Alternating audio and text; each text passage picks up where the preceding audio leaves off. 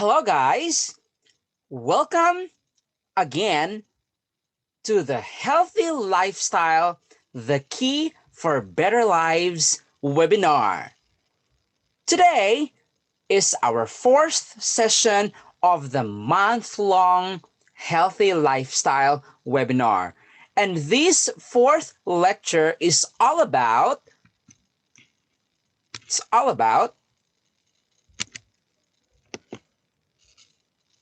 the healthy or suggestions to improve the quality and length of rest or sleep.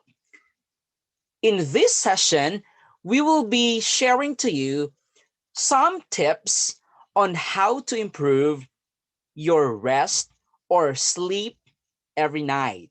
So what are we waiting for? Let's move forward. Recharge your body. This is the tagline that we use to promote rest, because rest or enough sleep is vital to have a better health. Number one here is go to sleep at the same time each night and get up at the same time each morning, even on the weekends. Your body's circadian rhythm functions on a set loop, aligning itself with sunrise and sunset. Being consistent with your sleep and waking times can aid long-term sleep quality. One study noted that participants who had irregular sleeping patterns and went to bed late on the weekends reported poor sleep. Other studies have highlighted that irregular sleep patterns can alter your circadian rhythm and levels of melatonin, which signal your brain to sleep. So, here, the first suggestion here is that you must have a uh, a specific format on when you sleep, but it doesn't mean that you have to sleep late, right? So for example, you decide to sleep at let's say 10 o'clock or maybe 10:30 to 11 every night, and wake up at 4 or 5 for students who have many things to do in the academic journey. Then you have to do it regularly. So the next night you have to sleep at this time and then wake up at this time, so that you're able to program your circadian rhythm, that when you're used to it, you're used to sleeping on a particular time, then your body will feel sleepy on that particular time or at that particular time every night. So, baga, masasanay yung katawan natin. Your body will demand of the sleep that it needs. So, that's number one. Okay, so let's move on to number two suggestion. It is avoid using smartphone at least an hour before bed. The smartphone thing is the main reason why uh, students like you, or the young ones like you, cannot sleep early, because there's so many things we can do with our smartphones. And another thing is, you are not doing the face-to-face classes, so you're staying at home the entire week, and then you are under ECQ, GCQ. Then what are you gonna do? Hold your smartphone, right? So it says here that exposure to light during the day is beneficial. uh, Exposure to light means uh, sunlight. But nighttime light exposure has the opposite effect on our body. Again, this is due to its effect on your circadian rhythm, tricking your brain into thinking it's still daytime. So, what's the connection between smartphone and this I mean, night light exposure? What's the connection? So, uh, this device, the smartphone that we are using, it has blue light. So what this blue light is, how does this blue light affect our body? So when we are exposed to the light that our smartphones reflect,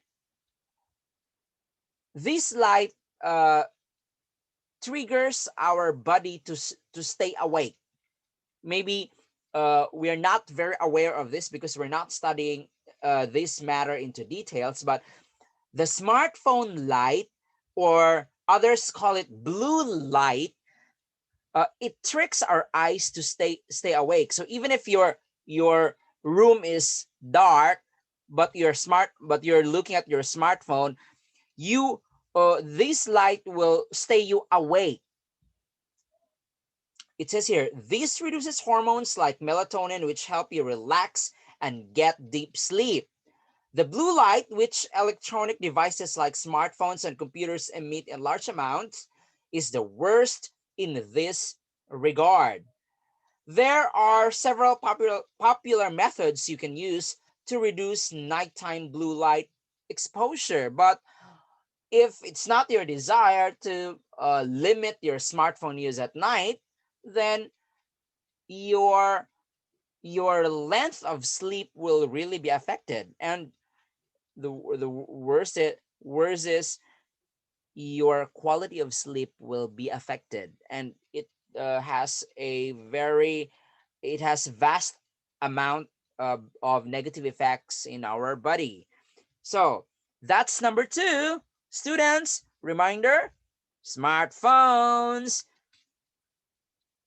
Let's press forward to number three. Don't take naps after 3 p.m. and don't nap longer than 20 minutes. So we Filipinos in the Philippines, uh, I mean, we Filipinos, of course, from the Philippines,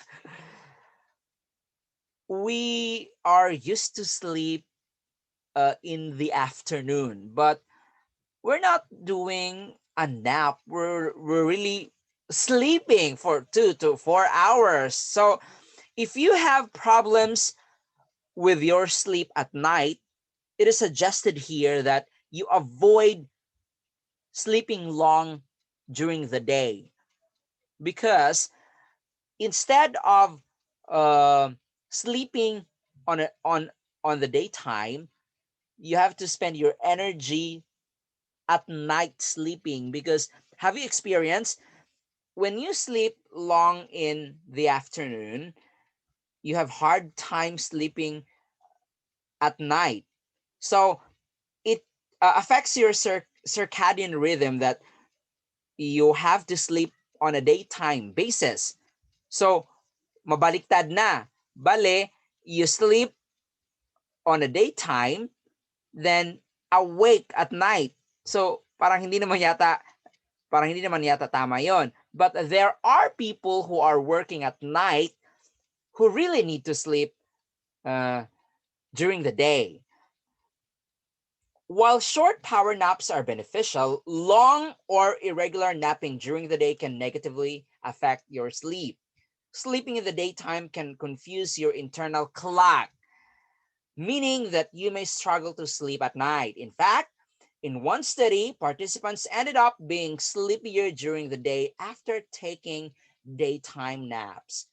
One study noted that while napping for 30 minutes or less can enhance daytime brain function, longer naps can harm health and sleep quality.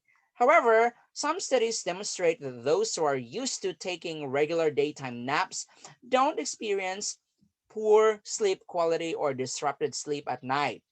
If you take regular daytime naps and sleep well, you shouldn't worry. The effects of napping depend on the individual. So there are people, especially teenagers, 17, 18, or 19 years old, they're very good at sleeping. They sleep during the day, and also they sleep during the night. But I cannot find a certain study proving that these people who are sleeping on the daytime at the same time sleeping at night are functioning uh, effectively, or functioning better than people who sleep just at night. But I'm reminding you, sleep or enough rest at night is very good for our body, and we discussed that in our previous session. So that's number 3 suggestion. Let's move on to number 4. Number 4, stay away from caffeine late in the day. Caffeine has numerous benefits and is consumed by most Americans, most people in American countries. A single dose can enhance focus, energy, and sports performance. And that's the reason why people who are working at night, especially call center agents or people working in a different time zones, they use this caffeine. They drink coffee to stay awake. However, when consumed late in the day, caffeine stimulates your nervous system and may stop your body from naturally relaxing at night. So, if you're just a normal individual, you don't work at night or you don't work in a different time zone, then it's better to follow the right clock of your body. You do activities during the day and you sleep at night. In one study, consuming caffeine up to 6 hours before bed significantly worsens sleep quality. Caffeine can stay elevated in your blood for 6 to 8 hours. Therefore, drinking large amounts of coffee after 3 to 4 p.m. is not recommended, especially if you're sensitive to caffeine or have trouble sleeping.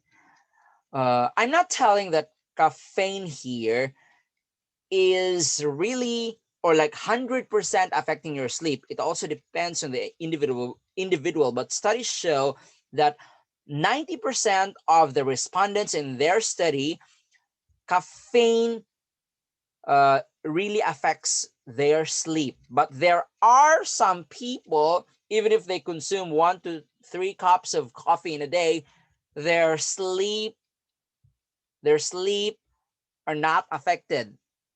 Their quality and the length of their sleep is not affected. So that's it. If you want to sleep longer at night, then avoid coffee. That's number 4.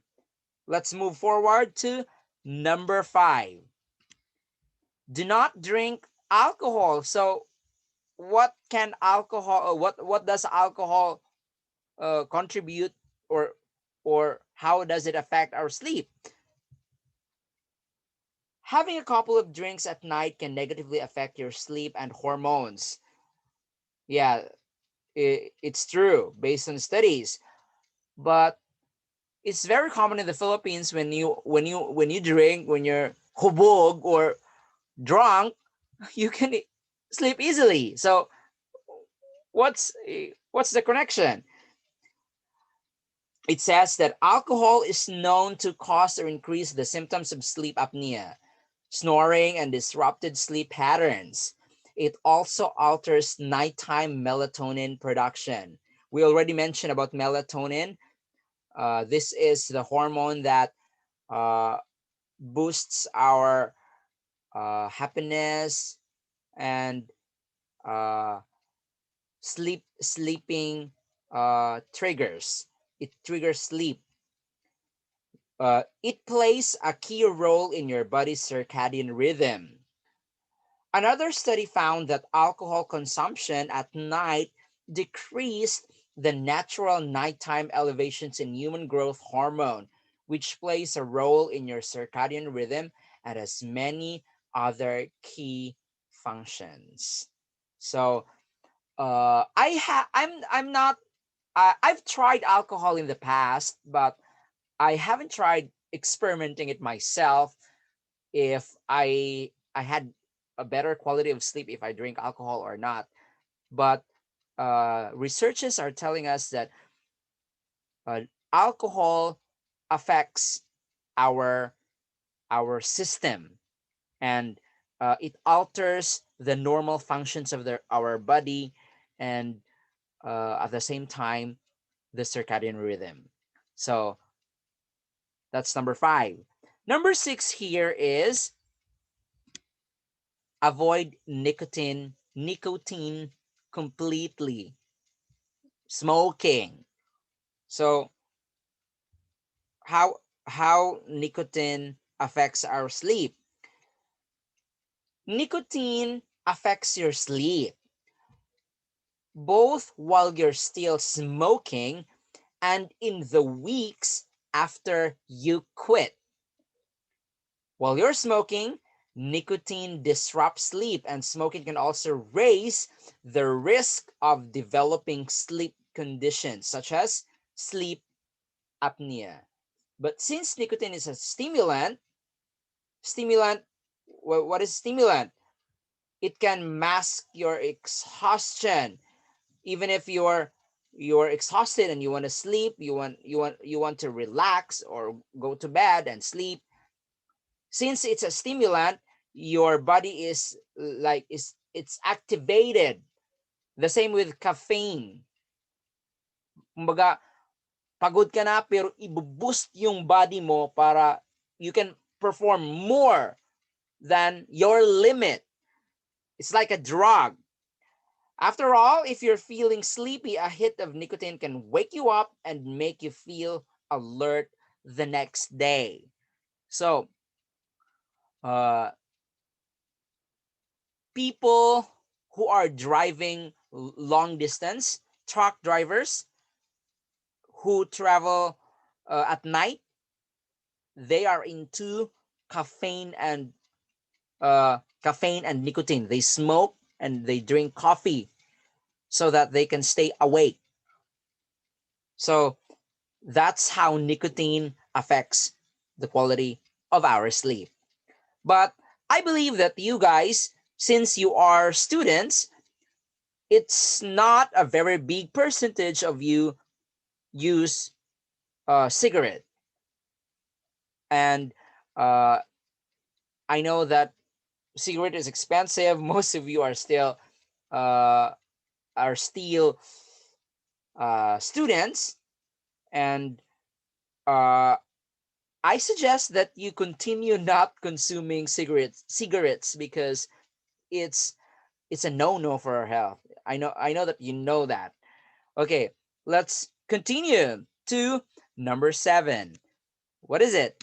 Number 7, get a regular exercise but not within 2 to 3 hours of bedtime. So, exercise is one of the best science-backed ways to improve your sleep and health. Have you tried doing have you tried exercising in the morning, um, jogging to the airport, or doing jumping jacks? There is really an effect to our body. Baga, we exercise in the morning, in the afternoon to the evening, we feel tired, and our body demands the sleep that it needs. It can enhance all aspects of sleep and has been used to reduce symptoms of insomnia.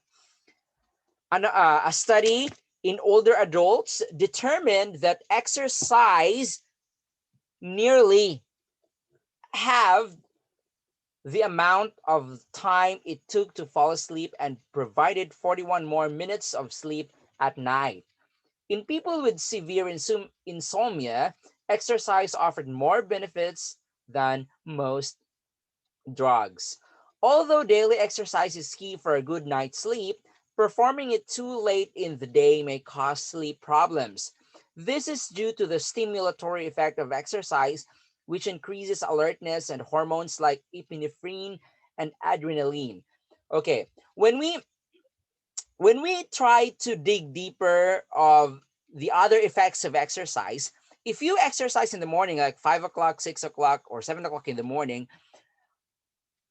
during the day, it boosts your performance. Because you're very energetic doing work or doing school activities during the day. So that means if you do that later during the day, or at 5 o'clock or 6 o'clock or maybe 7 in the evening, so the boosting of your performance of your body happens in the middle of the night. So baga, you're very uh, energetic during the night. So parang hindi ka makakasleep. And then the later effect, the being tired effect happens in the morning or the early in the morning. So pag nag-iba yung cycle, yung format. So during the next day, you will feel sleepy, and then your day will be, I mean, you cannot perform well during the day kasi yung yung system ng body mo was not formatted properly. Okay, that's number 7. Let's move forward to number 8. Don't eat a heavy meal late in the evening. A light snack before bedtime is okay. But this is very true, but it depends on our schedule. You know that in the Philippines, we have like we finish late, and then especially in MSU, we finish at 6 or 6:35, but we still need to travel going home, and then we do a lot of things, and then we neglect eating on time. And then when do we eat? We eat after doing our homework and other requirements because they are our priority. So we eat like 9 or 10, sometimes 11, and I'm very guilty of this because I go to work and I come home at 10 o'clock. I eat dinner at 11 or like 10:30, and then I wake up very late because our work starts late. So it's a no-no. Basically, it's a no-no, but uh, that's how we operate because we also need to earn money. Yeah, but it says here that eating late at night may negatively affect both sleep quality and the natural release of high HGH and melatonin.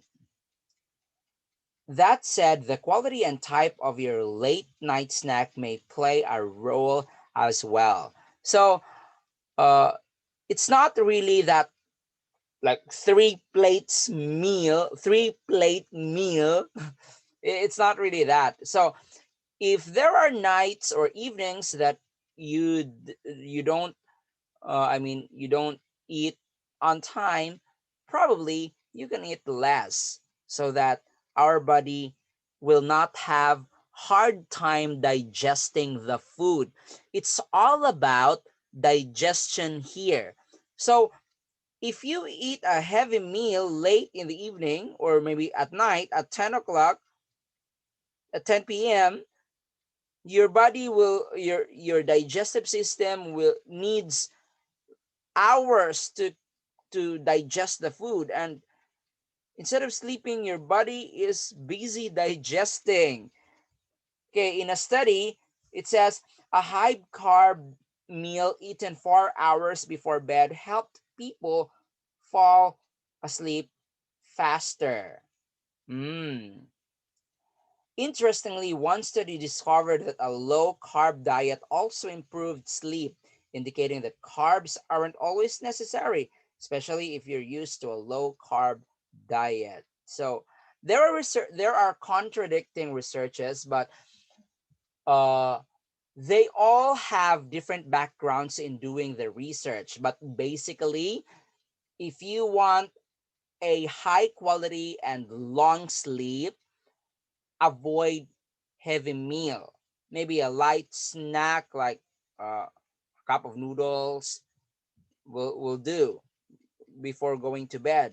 Not really a steak and rice, or what, chicken at uhaw and like 3 cups of rice before sleeping. And it also it also create digestive problems, the problems in digestion if you have heavy meal late at night. Okay, that's number 8, guys. Let's move on to number 9 here. Don't, oh, it's repeated. Sorry, it's repeated. Number 9 and number 8. Okay, let's move on to the next one. Sorry for that. Number 10, make your bedroom comfortable, dark, quiet, and not too warm or cold. Actually, it's optional. It all depends on you, but for us MSU ones, anything will do. We're Boy Scouts, Girl Scouts. Mm-hmm. Okay, the quality of our bedroom depends on our financial capability, right? But it doesn't mean that we cannot organize our bedroom because we don't have financial capability. Whatever your room is, you can do it or you can enhance it depending on your on the comfort that you want, because we all have different levels of comfort. It can be one one can be comfortable to this person, and the other one might not like it. So if you have a comfortable room, then you can relax. That's the key, relax. But if your room is always messy, then your brain, your body, your system cannot fully relax at night. So that's the point here. But this one is not the top priority. It will just help you have a better sleep if your body is relaxed before going to bed. Okay, and including in here, uh, it's also part here, uh, taking a relaxing bath or shower. So if you had a bad day or you had a long day, you had heavy activities at school or at work, then you can take a warm shower and then uh, go to go to bed.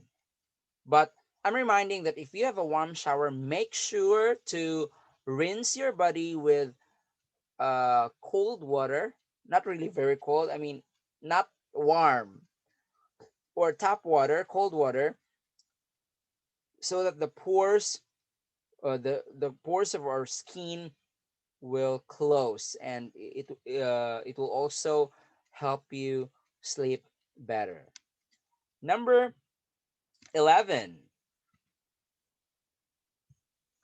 follow a routine to help you relax before sleep.